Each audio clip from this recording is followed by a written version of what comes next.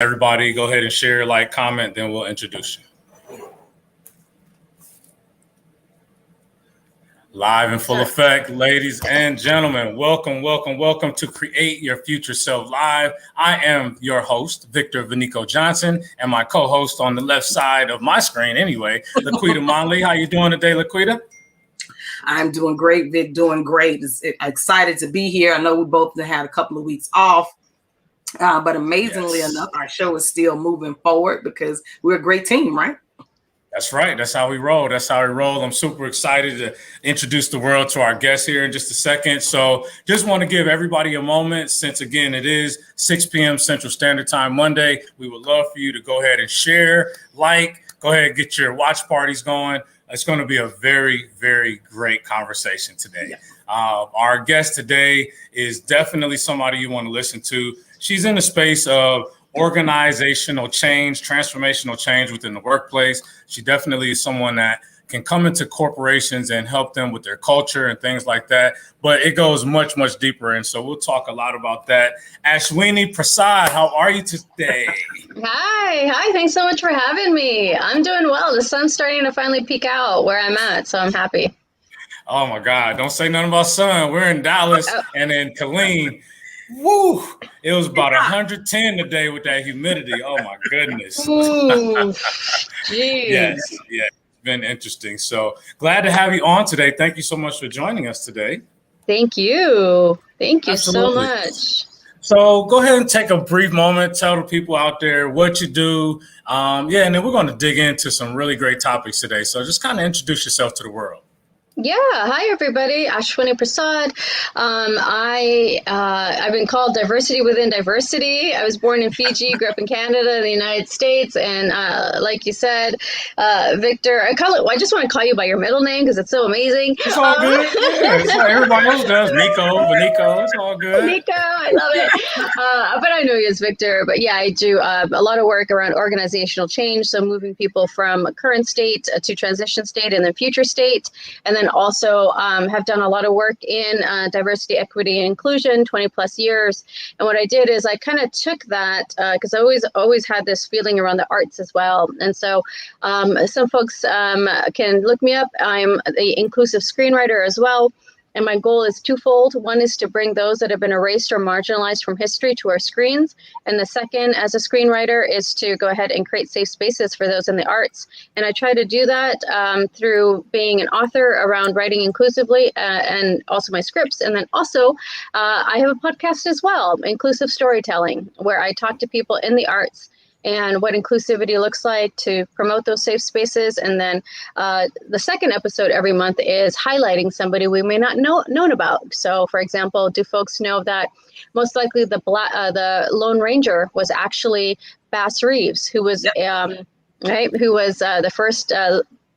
first law person west of the Mississippi, and but we don't see that on our screens. And why is that? What about Noor Khan, who was a World War II spy, and we don't talk about her, but she literally lived the spy life for the Allied forces. Or what about the Shuin Sugihara, who is the basically the Japanese Schindler? He helped so many Jewish families escape Europe in World War II. So yeah, right. I'm kind of looking at Victor's face, and it's like, I'm just rattling these folks off. And there's so many more that we should be knowing, right? And we're also seeing the reckoning that we've had in the last year about people not knowing about what happened in Tulsa, Oklahoma, and Greenwood. And we also got to think about parts of the city I love, New York City, and parts of Central Park were actually a thriving Black neighborhood that was taken over in Seneca Village that was basically decimated to make way for this public park.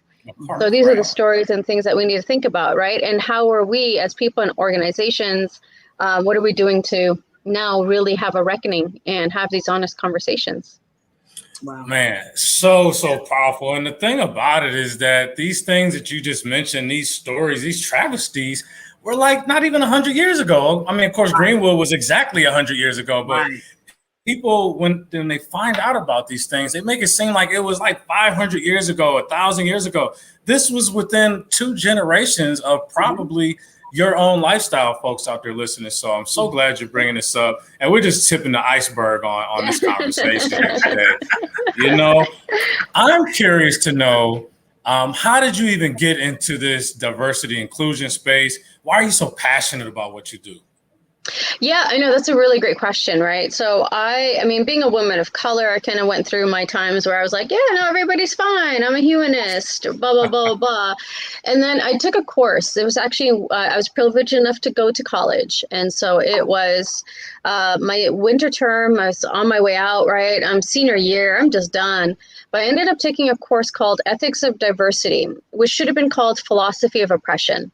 Mm-hmm. And so what we did is we talked about the harms of oppression, how we should look like. And then I heard about all these people and I'm like, wait a minute, and the injustice. And it just lit this fire. And I actually went to graduate school and did my first thesis on that particular course and tracked from the course that happened a couple of terms later, what students felt like at the beginning, and then what they felt like in terms of their understanding of what these words, diversity, equity, inclusion, look like at the end. And there was significant movement across different groups. So at that time, I was in a more of a binary world. So it was like men and women and people of color and those that identified as white. And there was, in general, there was significant movement with men, women, and I'm using a binary, I want to recognize that, and people of color and white people, where their understanding and their eyes were really opened, and you know, people were able to answer that yes, racism exists in this country, and people were able to, I saw that movement from no, it doesn't, to yes, and there was a significant amount of change, so that it was statistically significant that the course had changed people's minds about racism and whether it exists. Mm-hmm. Wow. Wow. You know, that hearing you say that it still amazes me now that a rational individual could think that racism in any form does not exist. It's, you know, it's like, what type of hole in the ground are you sticking your head in, and how long has it been there, you know, for you not to acknowledge it? I'm not saying that makes you racist or whatever the case may be. It's like, are you a living, breathing person? So my question is, when you're dealing with a person who was literally just oblivious like that, how do you help them to come out of that? Yeah, no, I have dealt with this in the last couple of weeks really intensely with the folks that I've been training on. And these people are people in organizations that have been mandated to take courses. So sometimes you get people who are interested and some folks who aren't. And what from my personal experience is really common to the academic literature that's out there is that people are having trouble reckoning this. And so it's like, no, you know, that happened in the past. People who did this are like Nazi Germans. I don't want to associate myself with that. And so it is this like not wanting to associate, to not be a bad person.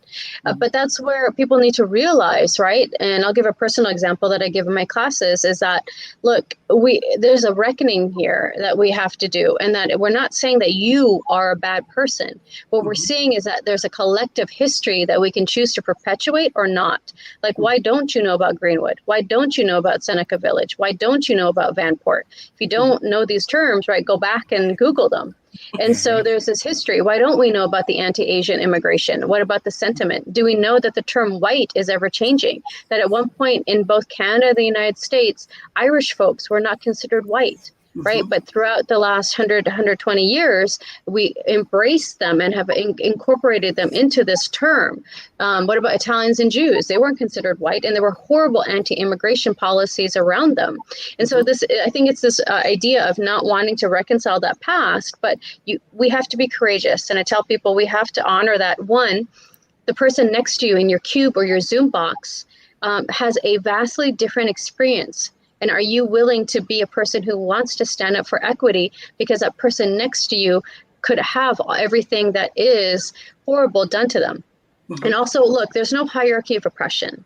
And so, people will be like, well, I've been discriminated against, my accent or my poverty. Of course, we know there's a horrible situations around the white rural poor in North America. I'll only speak for North America. Those are my experiences. But we're not saying that those things don't matter. What we're saying is that you being perceived by others according to your features or your skin color is one less thing you do not have to worry about. Mm-hmm. And so if we can build that empathy and understanding, we can move forward. And trust that when you hear stories from other people, don't say things like, oh, well, that was in the past, or no, somebody probably didn't mean it that way. You're not allowed to take away somebody's truth like that. Mm-hmm. And so I have a personal anecdote that I share. So I was born in Fiji, and so grew up in Canada, grew up in the United States. And so what people may not know is that when the British colonized England, when they colonized England, when they colonized India, they also, I think a couple decades later, I'm not entirely sure, but they also colonized Fiji. So my great-grandparents went to work the sugarcane fields, because the British didn't know how to work those fields. So they went to work right? And so we see these in what's the quote unquote West Indies, what it was called, right? The Caribbean that we call today, right? A lot of Indians, Afro-Caribbeans kind of have similar stories. So my great-grandparents were indentured servants to the British, and they went to work the fields in Fiji.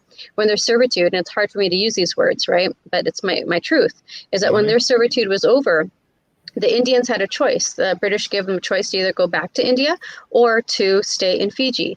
My great-grandparents were the ones that chose to stay in Fiji.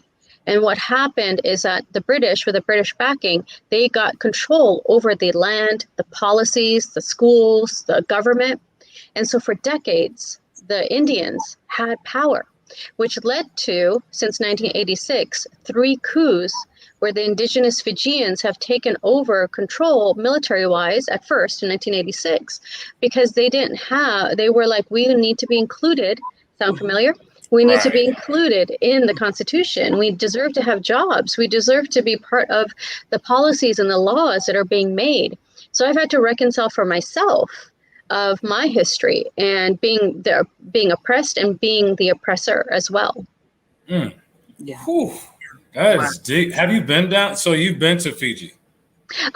Very long time ago. Yeah, okay. But my family's there. I eat food that's there. I have cousins that are still in Fiji.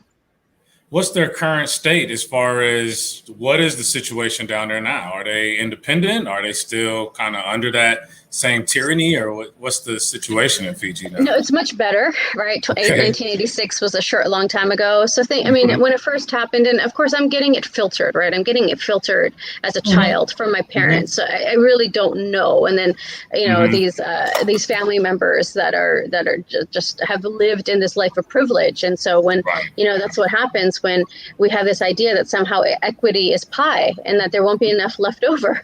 So it's nonsense. Equity is not pie. And so it's from what I know is that, things are relatively peaceful. And then indigenous folks now are PMs and they are in leadership. That's what I know as an outsider because I don't live there. But the threat of a coup, I haven't heard about in quite some time. Not to say that everything's perfect or that there isn't oppression or that there aren't, issues around ethnicity that's going on there. But right now, they're definitely not in a military state, like, for example, Burma right now. Mm-hmm. Gotcha. You used a word there that I really want you to define that, because I've had the pleasure of having a conversation about that word, which is equity. The difference between equality and equity, and why, a lot of people of color, to include myself, I don't use the word equality when I'm talking about what I think would help move my people forward. I want equity. If you could speak on that just for a little bit. Oh, 100%. I use this example. So I'm going to just simplify it, okay? So imagine this. We are going to have dinner after this, after this. And so, but I ate at noon. You ate at 4. What equality will say is when we go to dinner, we all get equal food and drink, right? We all get the same amount of food, weigh it out. You get the same amount of juice. That's what equality is going to say. Equity is going to say, wait, Ashwini's hungrier. She ate at noon. Liquida ate at 4. She's still relatively full. Equity manages to the gap. Yeah. And so that's where this comes in, is that I agree. Equality is a nice thing to say, but equity manages to the gap. Yeah. So why, if you have different people and you're finally realizing when you look around in your organization that your boards and your leadership do not look like you're the representative of your community. Well, have you been mentoring and getting people at the same rate that have not been in your leadership positions? Are you teaching them about budgeting? Are you teaching them about how to be eligible to be a manager, to be a leader? Right? That's equity, is bridging those gaps. And this is where the work that you do, right, Victor, and I know Liquida, is that you're like, hey, look, this is what credit looks like. This is how you manage if you have that discrepancy and you're trying to get to that 700. These are the things that you need to do, right? That's what we're doing there, is that we're trying to give you this information that isn't necessarily freely provided, or it's been kept in certain groups and has not been shared. Yes. I love that. I love that. You remind me of a director that I used to work for several years ago in the call center world. And he said, no, work it's fair, but it's not equal.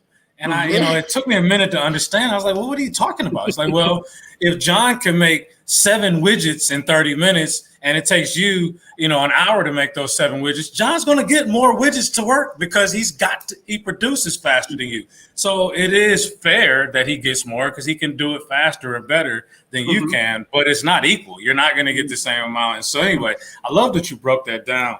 Equity manages to the gap. That is fabulous, fabulous. Yes. Go ahead, Lucida. No, I was just, I'm gonna stop talking here in a minute. It's just, I'm pretty passionate. I'm pretty passionate about this because it's the equity that no one wants to talk about. It's the equity that, I don't want to say oppressors. I want to find a new word.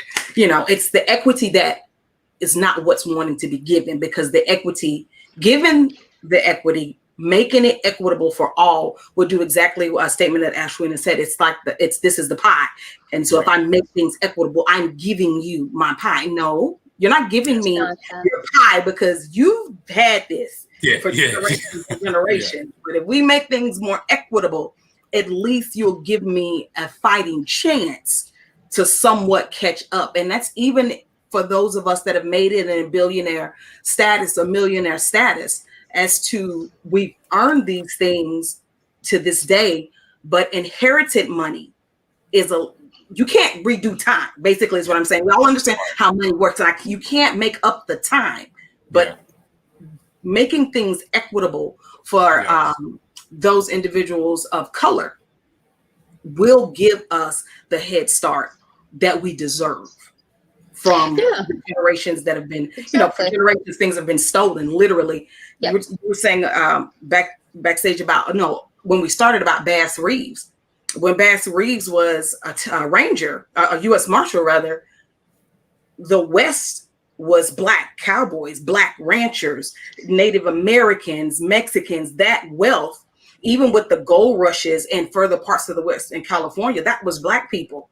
White people could only live in the United States. That wasn't included the territories. Right. And so when that wealth was discovered, say, oh no, let's go get this and let's create the laws. And so that those that own it can't own it anymore. Equity. You can't give me that back. Give me a you took it. Yeah, just like look at Japanese internment. I mean, all those businesses were not given back, right? They were not given back to the Japanese after their internment. That's exactly right. And so it is having a reckoning. And like, like you were saying, right? Like when people don't want to acknowledge these truths, and we're not lying. We're highlighting things that people have chosen not to highlight for so long. And if you want to deny it, I mean, that's your choice. But I mean, look at the facts. We're not making this up. We're not making up about Greenwood. We're not making up that there was many black Wall Streets, period. And people will be like, well, okay, yeah, but then like, that the indigenous also had black slaves. The Africans sold fellow Africans that became part of the transatlantic slave trade. Yeah. Okay. Now what? Like like, yeah, it happened, Right. and I'm going to acknowledge it. So that's not an excuse, right? You know, everybody, Exactly. and this is where I've had to, like, that's why I share the story about me being the oppressor and the oppressed. I've had to come to my own reckoning, and I ask people to do the same and be humble and be honest with that. And then what do we do today for all those transgressions? Be honest with it and know that it still exists, and that it's been inherited. These mindsets, these lack of wealth, or when people steal from you, right? And no one's saying, okay, I'm going to calculate to the penny. What we're saying is, now that we've had this understanding, what can we do next? Right? To me, as somebody who is educated, what can I do to educate others? What can I do to mentor others? What can I do when I see these really promising people, but they don't understand one or two things that can get them into a leadership position, more money, retirement, be able to make it easier for them to save for their children's college? Am I willing to go and show them some spreadsheets? Am I going to spend the 30 minutes maybe every week for the next quarter to get them caught up, and then say, hey, you should take a look at this person when the resume comes in? So it's not get a handout. This is what people have this idea that some people do, not all, that we're looking for handouts, and it's not. What we're saying is, give us a chance to get where we are, and then give us a fair shot when these opportunities come up. Because nobody wants to be considered the diversity hire, and we're not diversity hires. We're literally capable, but people have the idea that we're not, and that's their own business. That's their own preconceived prejudices. Prejudice literally means, Victor, I'm going to answer your question. I know you wanted to ask me. That's good. Right? Perfect. Is prejudice means prejudging. So if you have a prejudice that somebody is not able to do a job, that's on you. Because at the end of the day, I have 3 master's degrees. So I'm not a diversity hire. I deserve to be here. 2 in the liberal arts, 1 in business. So I'm not a diversity hire. No one is giving me things. I've worked for it. And, to this day, no one's hired me to be a manager or be a director. Wow. Oh, wow. See, we have to come back. You have to come back for about 2-3 more shows, because I got a lot. We got a lot going on. I have a lot in me that I want to say right now, but I'm hold what I got. No. It's all good. I'm glad you mentioned, the different services. Like, so I'm looking at your site, and you offer, on the personal side, of course, one-on-one coaching, but something that really intrigues me is the sensitivity reader. And the way that you describe this is that you will read their project with a critical eye to review places where the writing requires improvement or changes to ensure inclusivity is forefront in the project. Guidance and support will be provided during the reading process to assist writers when they are ready to make edits to their first draft.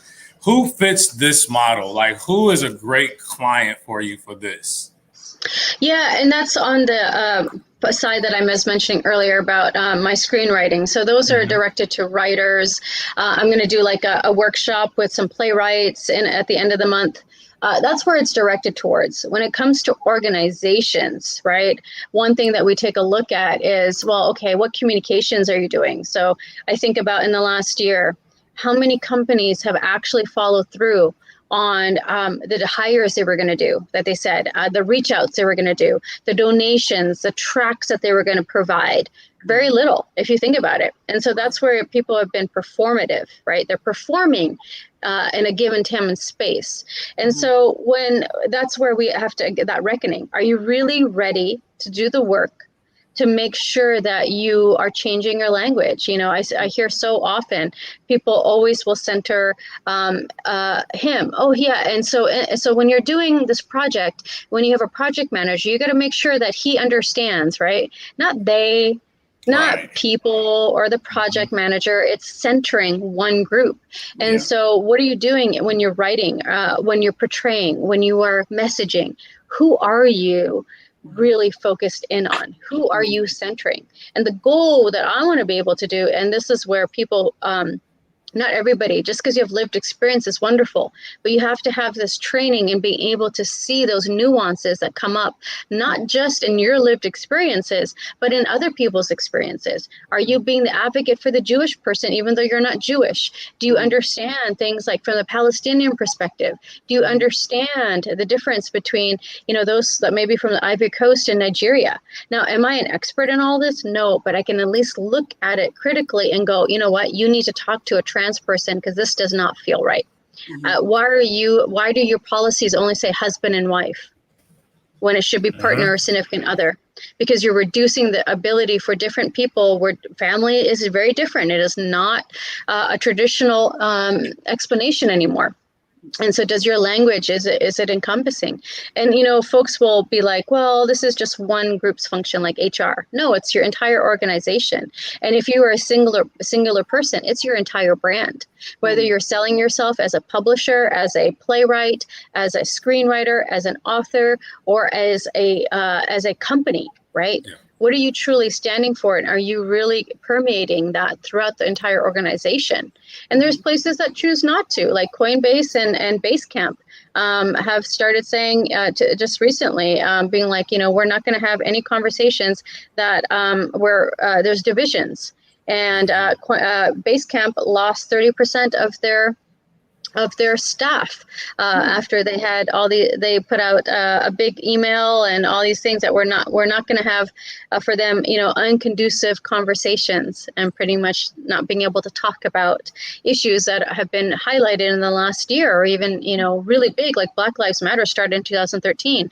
Me Too was 2016, right? And then now the reckoning we've had this year, and that's only in the last less than decade I'm talking about. Right, not even talking about the 60s, the 40s, the 1900s, going back. So, yeah. I want to recognize you publicly because it was probably exactly a year ago, maybe a year and a week ago, but we were going through all of this George Floyd stuff. As Ashwini mentioned, her and I have been connected on LinkedIn for over a year now, and so we've been exchanged conversations. We've liked each other's, content and posts and whatnot. And I got an inbox message from her maybe a week or two after George Floyd was murdered. And I almost want to go back to it, but basically the tone of the message was, hey, Victor, hope you're having a great day.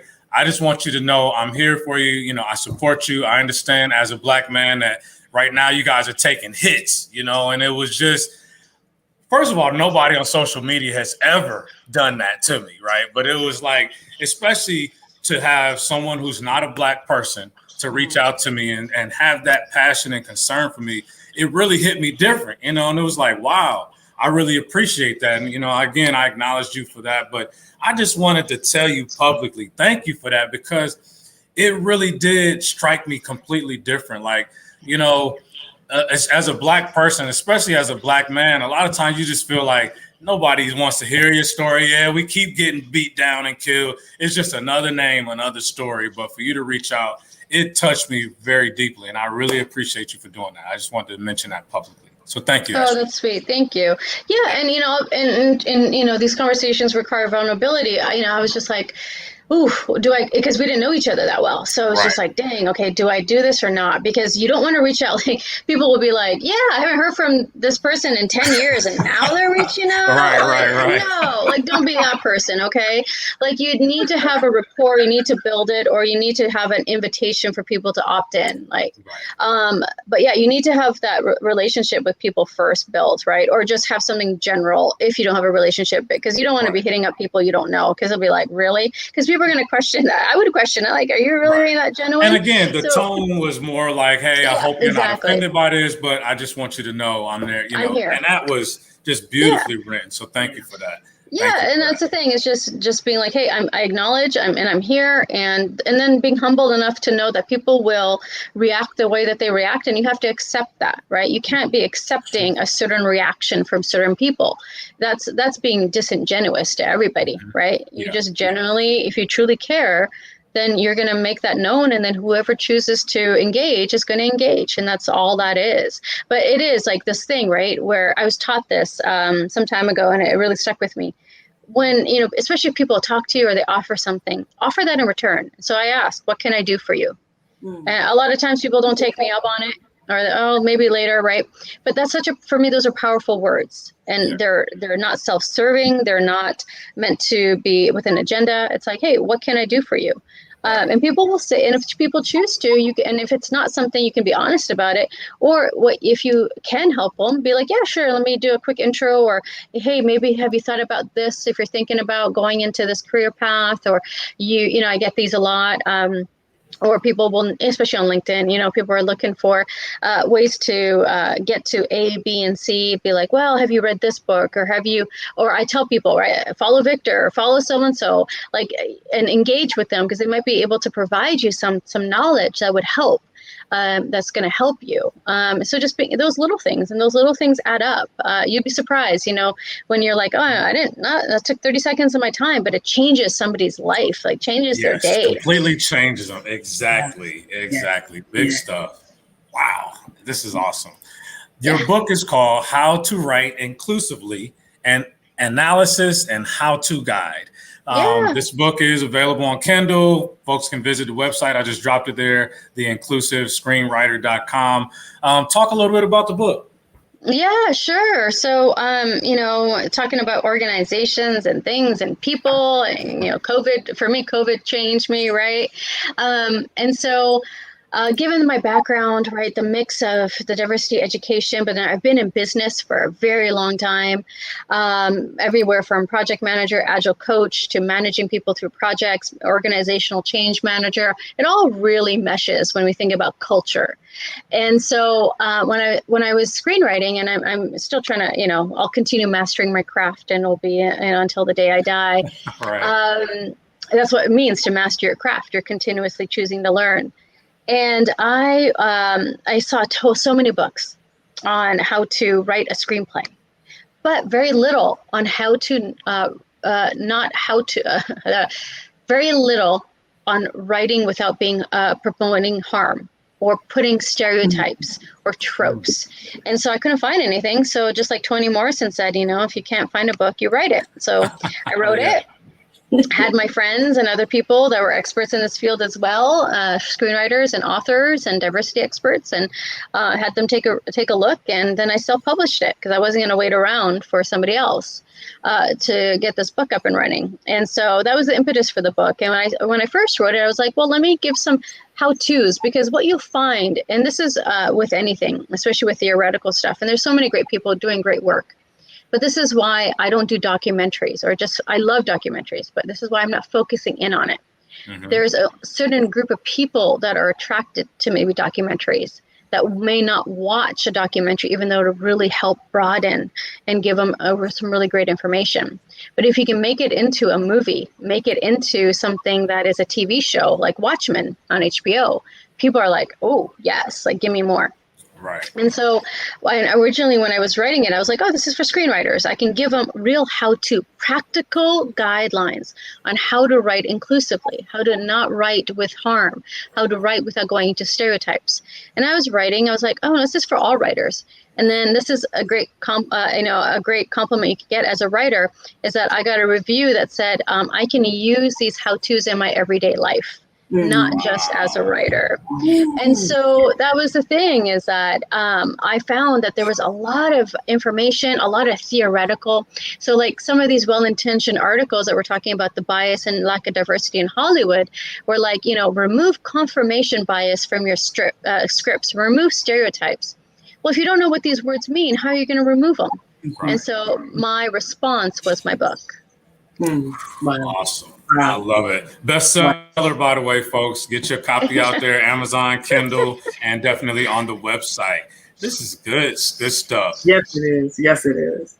Laquita, any specific question you have? I got some questions I know that she wanted us to bring up, so I was going to go there next. I'm going to try to encourage her to come back again. Get to the rest of it. Absolutely.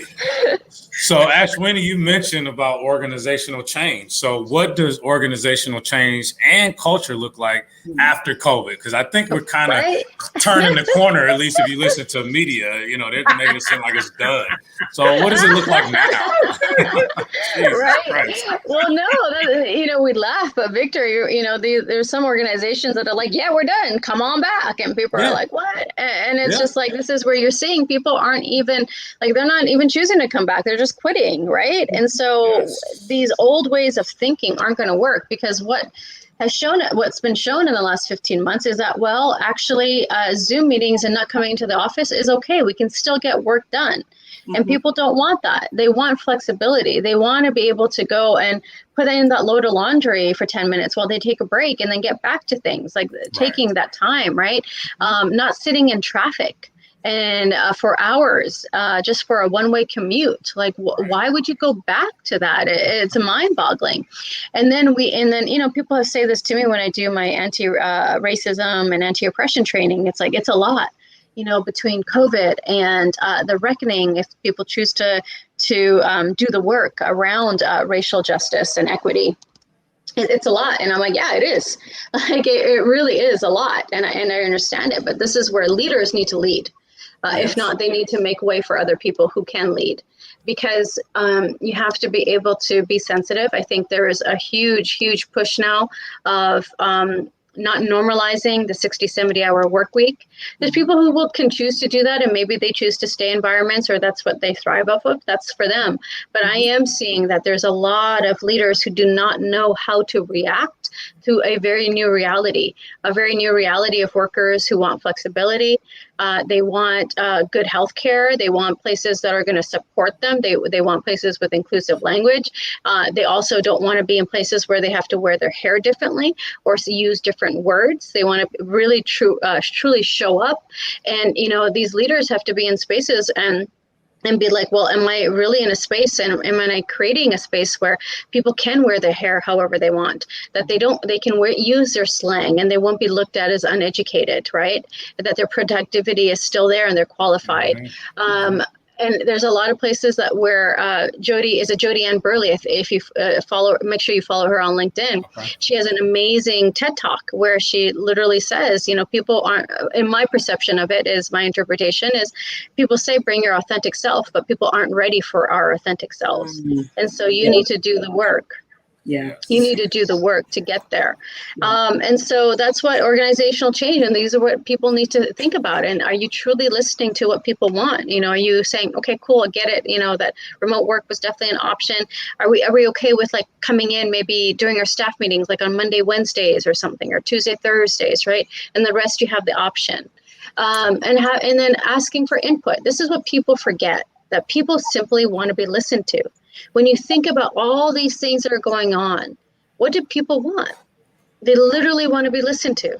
So are leaders dictating, or are they actually listening? And this is what people need to be, leaders, right? Again, true leaders, the ones with empathy, the ones that want to provide safe spaces, that want to connect and have people move forward. Those listeners, right? And people that want to support, not dictate, not give edicts. Those people, I don't know if they're really that type of mentality is going to survive. Maybe in certain industries, but you're going to lose a lot more workers. And I think because people are going to be like, cool, this place has what I want to do. It has a path that looks like that's actually going to help me move to the next level. And I can work from home whenever I choose to, or just come in 2-3 days out of the week. And the remaining days of the week, I can go ahead and work at the beach. Awesome. What do you say to those executives, those directors out there that are looking at it like, well, our productivity dropped tremendously by allowing our whole staff to work on Zoom and not having the ability to meet as a team, you know, in the way that we used to? I mean, what's your argument for those folks? Define productivity. How are we measuring happiness? How are we measuring health?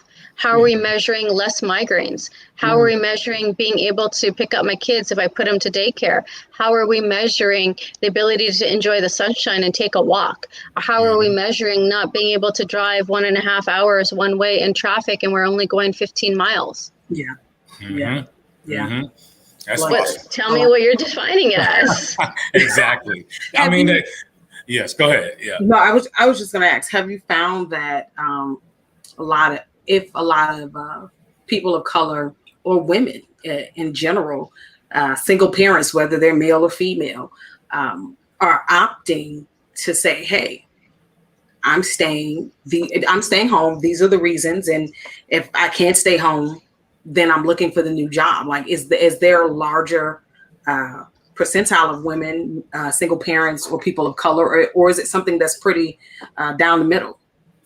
Yeah, I mean, I don't know enough to say it, so I'm going to preface this. This is what I'm listening and hearing and my personal experience. Mm-hmm. So we know that in December, there was a significant loss of women from the workforce. Mm-hmm. Women identifying, I'm using the binary again. And so these were women that were leaving to take care of children. It was horrific. And these were, my understanding was a lot of women. Most likely those statistics would be white women, because the greatest benefactors of affirmative action, not quotas are illegal, but of affirmative action have been white women. And these are the white women in leadership. Okay. And so I think that I think that people will be, more interested and definitely in that.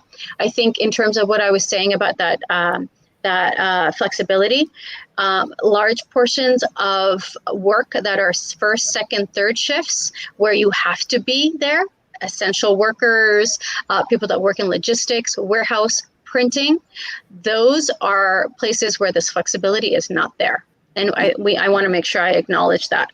When I'm talking about those cubicles, maybe those offices, right? We have the ability to work from home, but there is a lot, I would say a statistically disproportionate amount of people of color who work in either essential worker jobs or jobs that are first, second, third shifts. So their ability to work from home is a privilege they do not get to take part of. Yeah. Interesting. Just got a few more questions in my head. Go ahead, Vic. Hey, this is what it's here for. I mean, go ahead. No, you're good. Because when she said that, it just made me think about our state right now has decided to not take part in the additional income from unemployment, et cetera, et cetera. A lot of states are opting out of that, and I've heard so many various opinions on it. From people are just lazy and don't want to go back, just all types of things. But the one truth that nobody can seem to deny is that those people of color that are in those positions that have decided to stay home, one, they're less stressed. Two, the unemployment. Why is the unemployment money more than what I was earning? Exactly. Can we just have that conversation? Why was unemployment more than what I was earning? So is it a lazy choice, or is it a choice to do what I can for as long as I can to help my family? Me being off work, I'm making more money. I'm spending more time with my family. I'm getting bills paid and stresses that I had before going to work every day that I don't have any right now. But like I said, it's just a lot in my head. We're gonna have to have this conversation again. It's just, I'm gonna just stop. No, you're bringing up great points. And I literally got off the phone right before I joined this with Victor and I friend Mike Jones. He called me right at the right time just to catch up. And I got to attribute what he said, and it's hysterical. Thanks, Mike. He's like, do you really think people are going to get rich off of $1,200 a month? Not at all. Like, where do you think this money is going? Right. Where do you think this money is going? Oh. And like you said, Liquida, right? Like, gosh, am I going to go run back? We're still in a pandemic, people. You think I'm going to run back to my $7.25 an hour job? Like, what incentive do I have? Why aren't we investing in, and Michael brought up a great point, and he's absolutely right. And this is Michael Jones. You got to follow him on LinkedIn. He's Victor, and he's connected with Victor and I. He said, think about these industries where people were started young or started at a certain age, and this is all they know. And then boom, that job is gone. What are we doing to support them? They need that extra $300, and then provide them training.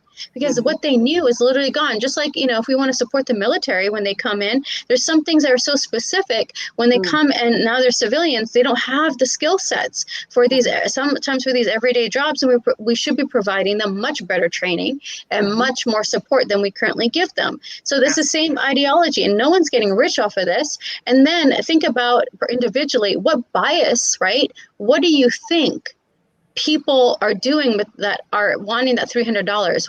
What is in your head of who they are, right? Lazy, they don't want to work. Are you sure that is accurate? Right. I mean, laborers, fast food workers. If you've never worked fast food in your life, you need to take a hiatus and go work fast food. The one thing is not for lazy people. That's hard work. My back would give out. Are you kidding me? Yes, that's hard work for pennies. Yeah, that's exactly right. You're on your feet, right? And it's not like it's concrete. Like underneath the flooring is concrete. So you're literally on your feet with shoes that you probably had to buy, right? On your feet. So who knows how durable those are? I agree. Like if you want, go to your local library museum and just walk around. Just literally just walk around in circles and see how your feet feel within a couple of hours. Yeah, plantar fasciitis is on the way for sure. That's definitely a problem there. You're the bottom of your feet start hurting. For those that have been privileged enough to vacation, if you walk too long, how do your feet feel? That's the feeling day in and day out. Now imagine that you get how many hours of shifts, how many days where you're doing that. Eventually you get used to the pain, but it doesn't mean that it's not there. Come on now. True. You said a mouthful right there. Oh my. Yeah, absolutely. So I want to take a moment, and definitely this is Juneteenth week. This is the week that we commemorate Juneteenth, one of the longest holiday, I guess, in the United States. And so you have some great history on this. Obviously, we've researched on this, but you're our guest. So I would love to hear the history of Juneteenth, if you want to just kind of summarize it for the folks out there watching.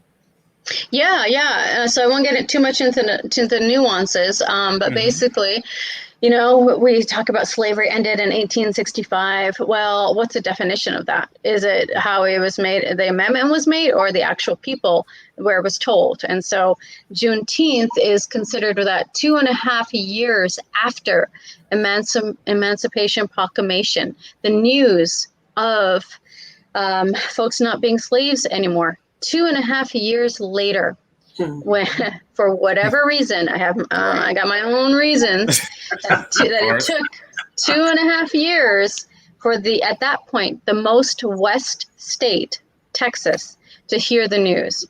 And so that is the celebration of when slavery, I can't even say was truly over. In the books, quote unquote, was over, because we also got to think about the folks that went back to working on plantations and working, because there was no promise, there was no money given, there was no jobs given. It was just like, you're free.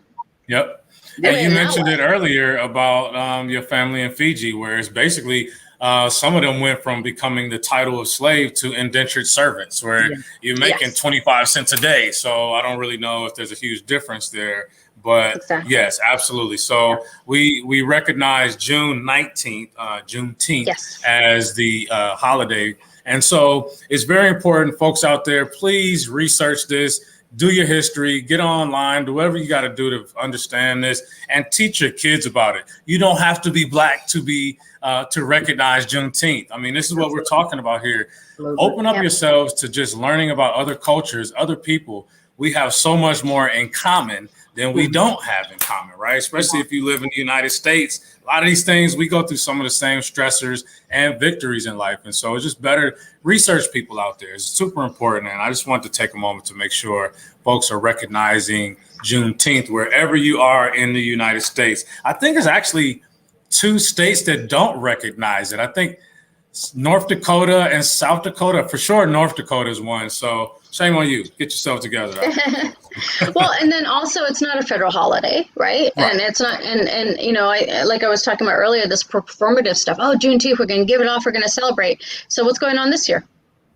How about that? Crickets? I'm hearing a lot of crickets. Yeah, except from the Black community.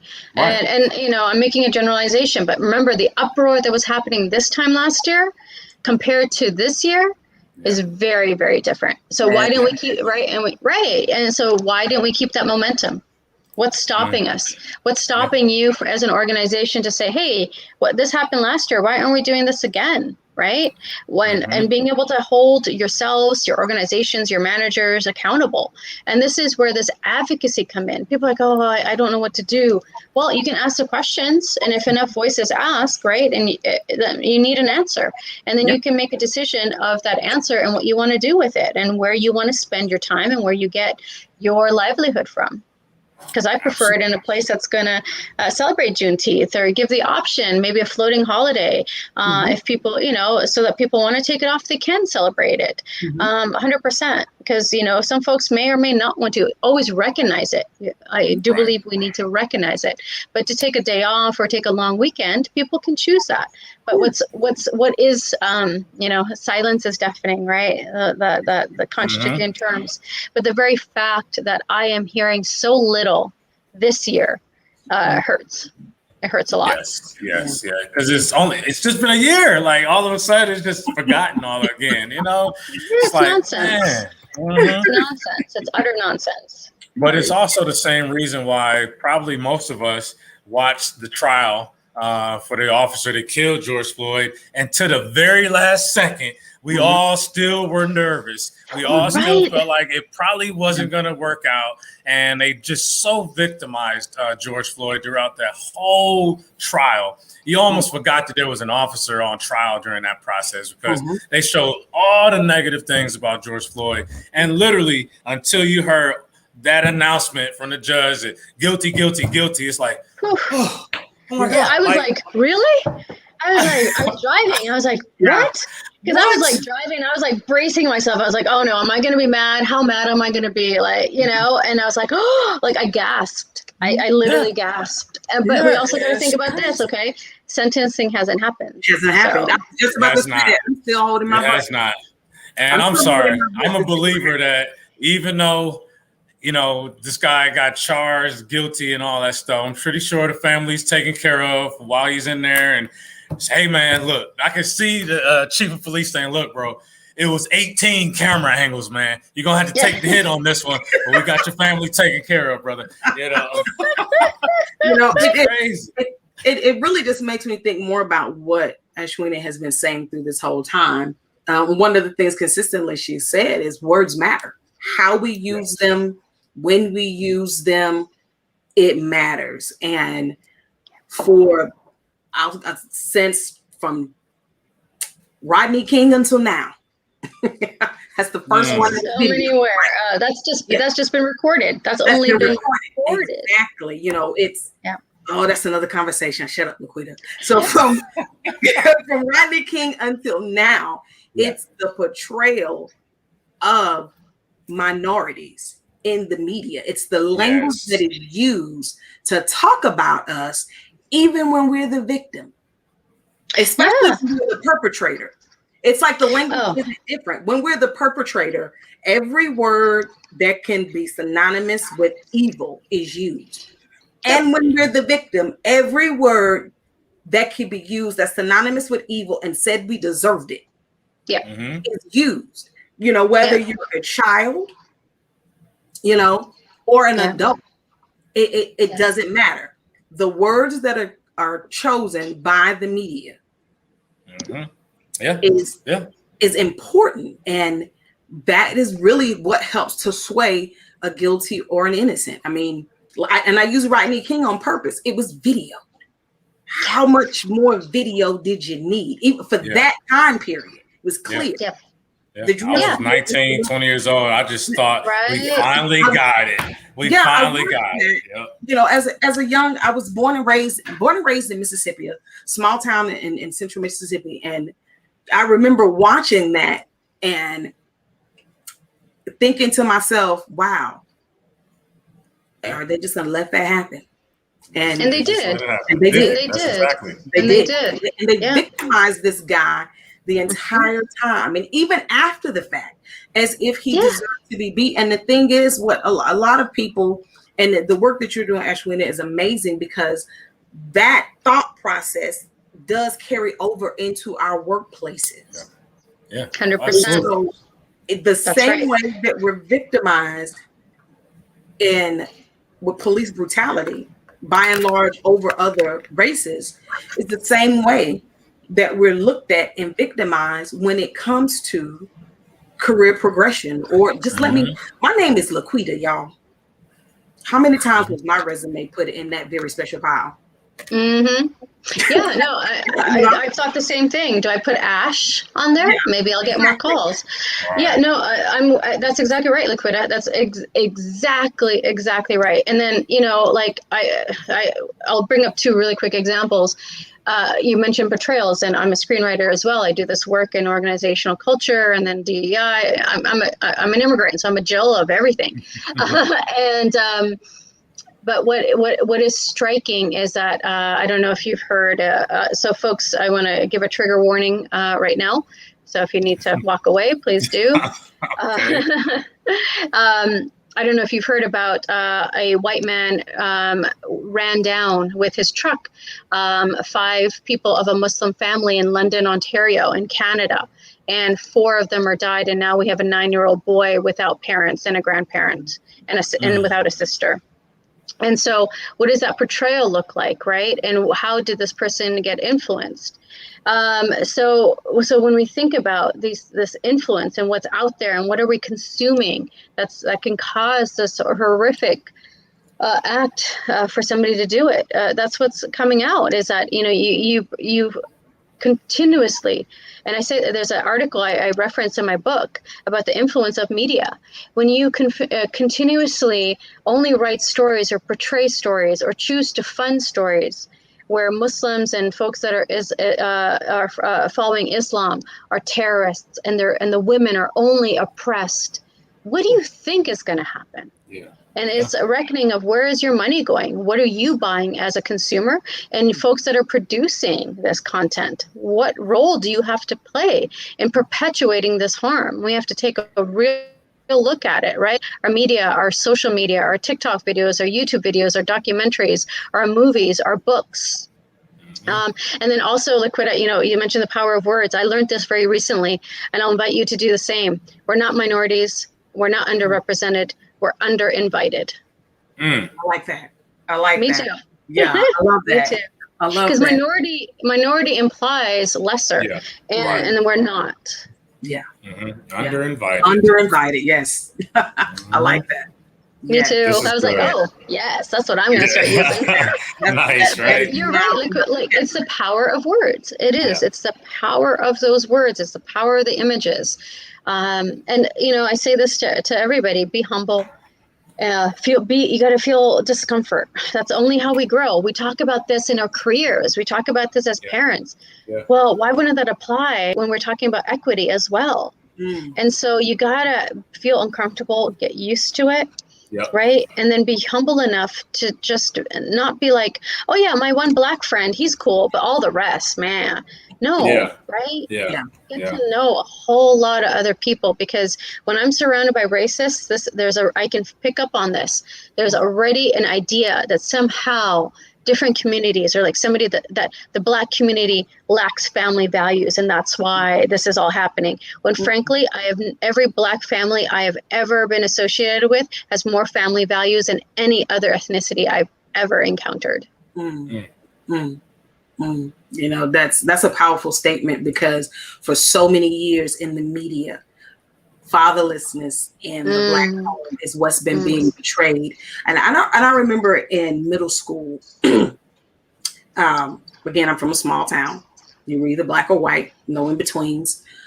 Anyway, very long story short, this young Caucasian young man didn't know who his father was. And there was a conversation that was being had, and he was surprised that I knew who my dad was. And the argument happened like, well, you don't know. How do you know who your dad is? Well, he's the man I go home to every night. What do you mean? My daddy is my daddy. Right. What do you feel like? And so far as I'm concerned, and we lived in what would be called an underserved community, as it were, Yeah. My daddy was at home every night, and all of my friends knew their daddy, each one of us. And yes, we came from the quote unquote ghetto, but our fathers were very present, very active, and grandparents on both sides. It's like family means so much to us. Mm-hmm. And why is that the message that needed to be sent? And I say that just like that on purpose. Why was that the message that needed to be sent, that the Black community has no family values and fatherlessness is a thing that's happening in our community? When, I mean, I'm not going to say it's not true. It does happen. It happens in every community. That was by design, though. You know, think about it. The fact that, I mean, we can go on and on with this, but that's been by design. You know, it was to strip these fathers away, to make sure that these Black men were in jail and buried and killed and all this stuff, so that the kids grow up without a dad, or try to do as much as they could to impact that. And of course, we're just talking about it. Media, they dictate the narrative. So if you are stuck looking at the news all day, every day, you're going to follow victim to whatever they're telling you. Black people are scary. They're monsters. Stay away from them. They're killers. They're they're lazy. They're, shucking and jiving, all that junk, whatever else they say about us. I'm just like, what? Where is this coming from? We're educated. We own businesses. Y'all burned down all of the business we had 100 years ago. So anyway. No, it's horrible, but just to kind of put a cap on this because it's going forever. Look, there's a plethora of experiences, but when you're only shown without researching and without meeting people, that we have a group, Asians, monolith, Black folks are fatherless and they don't want to better themselves, monolith. That's not true. You're not embracing the multitude of diversity and variety within different communities. And let's not even talk about the infighting that happens within our communities. So that's a whole other 3-hour conversation, right? So this is what we have to stop operating from, is that these groups are X, and because we're so different. And we have a variety within the community. There's folks that, that are horribly poor that are Asian, to those that are extremely rich. There are folks that, that are Black or with African ancestry that don't follow, that oppose Black Lives Matter. Because we're not a monolith. White people are not a monolith. They come from many different cultures, right? And some folks fall into their country, they're Canadian, they're US. Other folks are like, no, I'm Italian, I'm Irish, and this is, I go back and this is what I'm learning. So can we start from that place of learning and humility and work towards those that haven't had as much, and be able to work together and recognize these differences and honor them, and then operate from that platform versus these very harmful stereotypes that inform us, that make us really stop being able to build relationships with many different people. Because if you step outside your comfort zone, you'd be surprised what you're going to learn. Yeah. So that last statement again, just say that really loud. Try to ignore it. Say that one really loud. If you step outside of your comfort zone, you'll be amazed with what you learn. There it is. Beautiful thing. Ashwini, we can't thank you enough for this conversation today. It's definitely been needed. We need to get uncomfortable a lot more and start talking as a community about this kind of stuff. And so thank you for sharing. Folks out there, please, please, please make sure that you tap in with Ashwini. You can visit her website, which is theinclusivescreenwriter.com. You can get a copy of her book, How to Write Inclusively. Definitely check her out, Amazon, Kindle.